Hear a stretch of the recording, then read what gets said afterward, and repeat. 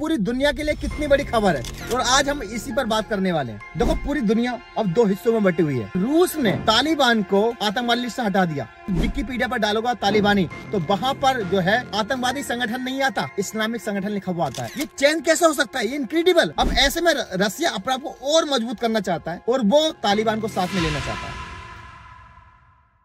2 दिन पहले ही मैंने ये वीडियो बनाई थी कि कोई भी देश किसी भी देश को या संगठन को आतंकवादी जब घोषित करता है तो उसके पीछे उसका मकसद इंसानियत या कोई एथिक रूल नहीं होता। वो अपना मुनाफा देखता है कि मेरे सब फायदा है या नहीं है। और सेम यही हुआ, यानी 2 दिन के अंदर एक बड़ी खबर आती है कि रूस ने तालिबान को आतंकवादी लिस्ट से हटा दिया। ओ माय गॉड, मतलब पूरी दुनिया के लिए कितनी बड़ी खबर है और आज हम इसी पर बात करने वाले हैं। दोस्तों जैसे कि आपको पता है कि मैंने परसों एक वीडियो बनाई थी जहां मैंने रूबिका लियाकत की हिपोक्रेसी के बारे में बताया था, जब हमास को और हिजबुल्लाह को जो है आतंकवादी बोल रही थी, संगठन बोल रही थी। और ऐसे में मैंने बताया था कि भारत जो है आधिकारिक तौर पर यानी ऑफिशियली हिजबुल्लाह को या हमास को आतंकवादी संगठन नहीं मानता है। ये मैंने ऐसा कहा था। हालांकि मेरा स्टैंड वो है जो भारत गवर्नमेंट का है, लेकिन मेरा काम है पत्रकार को आईना दिखाना और उनको ये बताना कि एग्जैक्टली फैक्ट्स पे अगर आप बात करो, क्योंकि आप सूचना विहीन मत बताना, सूचना दो। लेकिन उसी के बाद एक बड़ी खबर आती है। बड़ी खबर ये आती है कि रूस ने तालिबान को आतंकवादी लिस्ट से हटा दिया। ये अपना में बड़ी खबर है। अब इसके पीछे की कहानी क्या है, इसके बारे में हम बात करेंगे। और ऐसा है क्यों हो सकता है कि यार जिस तालिबान की इमेज पूरी दुनिया में ये दिखाई गई कि ये आतंकवादी संगठन है, पूरी मीडिया चीख के ही कह रही थी, लेकिन जैसे आज विकिपीडिया पर डालोगा तालिबानी तो वहाँ पर जो है आतंकवादी संगठन नहीं आता, इस्लामिक संगठन लिखा हुआ आता है। ये चेंज कैसे हो सकता है? ये इनक्रेडिबल। साथ ही साथ ध्रुव राठी ने जो मैसेज किया ना, या उन्होंने अभी अपने वीडियो में वही बोला जो एग्जैक्टली मैंने बोला था। ऑलमोस्ट सभी वेस्टर्न कंट्रीज, अमेरिका, यूरोप के देश हिजबुल्लाह को एक आतंकवादी संगठन मानते हैं। हालांकि भारतीय सरकार ऐसा नहीं मानती। जय हिंद दोस्तों, मैं अरबाज और आप देख रहे हैं अरबाज ऑफिसर। आपको पता मेरा एक ट्रैवलिंग चैनल है जिसका नाम है अरबाज ब्लॉग, जहां पे मैं दुनिया घूमता हूं। मैं 22 कंट्री घूम चुका हूं। अगर आपको ट्रैवलिंग करनी है या पूरी दुनिया देखनी है, वहां पे जा सकते हो।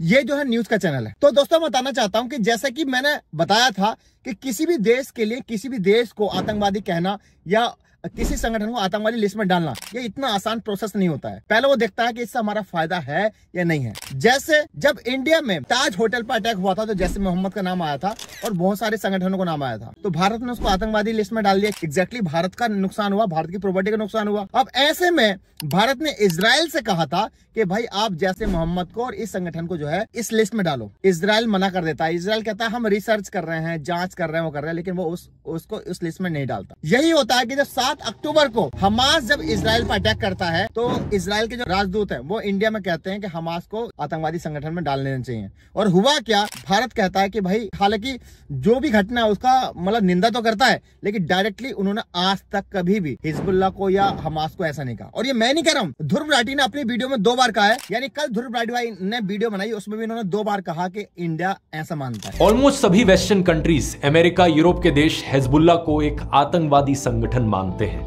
हालांकि भारतीय सरकार ऐसा नहीं मानती। सवाल यह है कि ऐसा क्यों मानता है? क्योंकि इंडिया का ये कहना है कि हमास ने या हिजबुल्लाह ने डायरेक्ट हमें या हमारे देश को कोई नुकसान नहीं पहुंचाया, और ये हर देश की पॉलिसी होती है। और अभी इसी के बाद एक बड़ी खबर आ जाती है जो चर्चा का विषय बन जाती है कि तालिबान को रूस जो है अब आतंकवादी लिस्ट से हटा रहा है। हालांकि डॉक्यूमेंट्स में टाइम तो लगता है, लेकिन जब उसने ऑफिशियली बात कह दी तो यानी वो नाम हट गया। अब सबसे बड़ा सवाल यह है कि रूस ने हटाया क्यों? लेकिन दोस्तों इससे पहले बताना चाहता हूँ कि तालिबान ने कहीं ना कहीं अपने आप को लोहा मनवा लिया। सबसे पहली बात करेंगे कि रूस ने ऐसा क्यों किया। देखो पूरी दुनिया अब 2 हिस्सों में बटी हुई है। ऐसा मान के चलिए कि दुश्मन का दुश्मन किसी का दोस्त, और किसी का दोस्त और किसी का दोस्त वो उसका दुश्मन। अभी आपको पता है पूरी दुनिया में जो एग्जैक्टली लड़ाई चल रही है ना, 2 वर्गों में लड़ाई चल रही है, जिसमें एक तरफ रूस है यानी रसिया है, एक तरफ अमेरिका है, एक तरफ चाइना है और एक तरफ अमेरिका है। अगर आप ध्यान से देखोगे तो उनका जो सब्जेक्ट है और एक तरह से वो कहीं ना कहीं जो कटघरे में रहता है वो मुसलमान ही रहते हैं।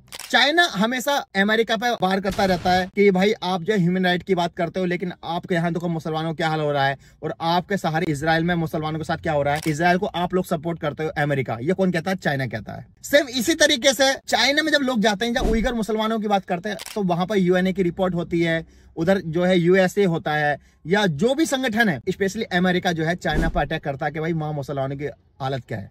लेकिन अगर दोनों की राजनीति देखोगे तो उसमें जो मेन सब्जेक्ट है वो कौन है? मुस्लिम कॉमन चीज है। यानी इस नाम में इतनी बरकत है। दूसरी चीज अगर आप ध्यान से देखोगे, जो रसिया है, आपको पता है इससे में किससे नाराजगी है? अमेरिका से है। और ये कोई नई नाराजगी नहीं है, बहुत पहले से नाराजगी है। अब ऐसे में रसिया अपने आप को और मजबूत करना चाहता है और वो तालिबान को साथ में लेना चाहता है। अब सवाल यह है तालिबान को लेना क्यों चाहता है? जिस रसिया ने 2013 के आसपास तालिबान को आतंकवादी लिस्ट में डाल दिया था, आज 2024 में आफ्टर 11 साल बाद वो उस लिस्ट से क्यों हटा रहा है? इसमें आपको चीज समझनी पड़ेगी। इसमें 2-3 चीज मेन है। पहली चीज है वहां की करेंसी। 2021 में अगर आप करेंसी देखोगे तालिबान की, तो उस समय $1 इंडिया के 80 रुपए, मान लो 80 रुपए के आसपास हुआ करता था, 80 रुपए अफगानी के। अगर आज की रिपोर्ट देखोगे तो उन्होंने अपनी करेंसी को इतना मजबूत कर लिया है कि 69 उनकी करेंसी हो गई है। यानी ऐसा मान के चलिए, जब हम यूट्यूब पर काम करते थे तो 70 रुपए का डॉलर चलता था, और आज जो डॉलर है इस समय वो 83-84 तक पहुंच गया है, ऐसी तरह से पहुंच गया है।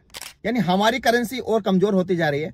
वहीं अगर देखा जाए तो तालिबान की जो करेंसी है और मजबूत होती जा रही है डॉलर के मुकाबले। और अगर मीडिया पे देखोगे तो इतना कवरेज किया गया इसको पिछले 6 महीने के अंदर, बड़े बड़े यूट्यूबर ने डाला कि जहां पर करेंसी की बात की गई कि कैसे उनकी करेंसी तरक्की कर रही है। ये दूसरा सबसे बड़ा रीजन ये हो सकता है ग्लोबलाइजेशन। 2014 से पहले सोशल मीडिया का इतना एक्सेस नहीं था, तो मीडिया के लिए बहुत आसान था किसी भी देश को टारगेट करना। और ये तो हम सबको जानते हैं कि अमेरिका की जो पॉलिसी है, उसकी जो ब्रांडिंग है, उसका कोई तोड़ नहीं है। चाहे वो एप्पल के बारे में देख लो, KFC, $9, किसी की चीज के बारे में भी देख लो, उसकी जो ब्रांडिंग है बहुत अव्वल है। मतलब उसने अगर ये कह दिया कि मुसलमान ये है, तो पूरी दुनिया ये बात मानने तैयार है, चाहे वो बिजनेस के रूप में ये है। लेकिन 2014 के बाद क्या हुआ? सोशल मीडिया आया और उनके पास ये एक्सेस हो गया। यार हम जानना चाहते हैं 2021 में जिस तरह से ऑक्यूपाइड कर लिया, तालिबान ने कर लिया, और हालांकि आधिकारिक रूप से बहुत सारे देश उसको लोकतंत्र नहीं मानते हैं, और भारत भी नहीं मानता तालिबान को, और भारत में भी बहुत सारे रिलेशन भी बंद कर रखे हैं। लेकिन सवाल यही है कि इस लिस्ट से हटाना अपने आप में बहुत बड़ी बात थी। इसके पीछे रीजन है,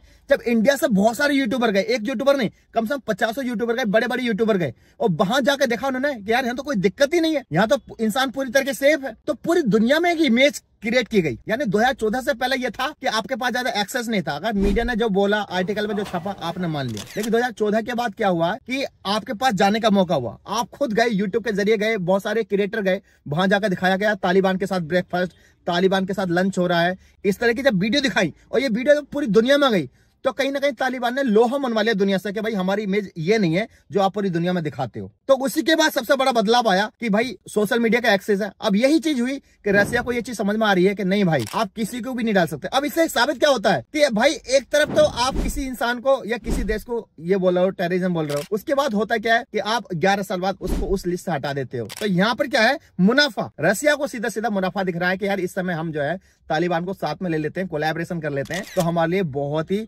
बढ़िया होगा, बहुत ही फायदेमंद होगा। तो मैं यही कहना चाहता हूँ इस वीडियो में कि भाई किसी भी देश के लिए किसी को आतंकवादी लिस्ट में डालना ये कोई एथिक नहीं है, ये कोई ऐसा नहीं है कि उनके लिए हो। जैसे सेम गोes टू कि हमारे जो मोदी जी हमारे देश के PM है, उनका सम्मान होना चाहिए। उनको अमेरिका ने बहुत पहले का भी बैन कर रखा था, लेकिन जैसे ही वो PM बने तुरंत उन्होंने उस चीज को हटा लिया। जो PM होगा भाई उनके लिए तो अलाउ है, वो आ सकते हैं। तो ये समझिए कि कभी बैन कर रखा था, आज उनको जो है वेलकम करता है अमेरिका। तो आई होप दोस्तों ये वीडियो आपको पसंद आई होगी।